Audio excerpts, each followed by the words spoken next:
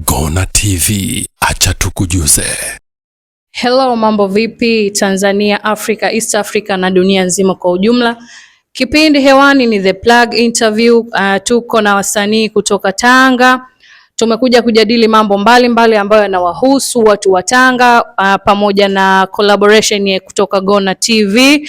Stay tuned usikie nini wasanii wa Tanga wanataka kukuelezea. Mtangazaji wako ni mimi Love Kitenesi, tuko pamoja mwanzo mwisho.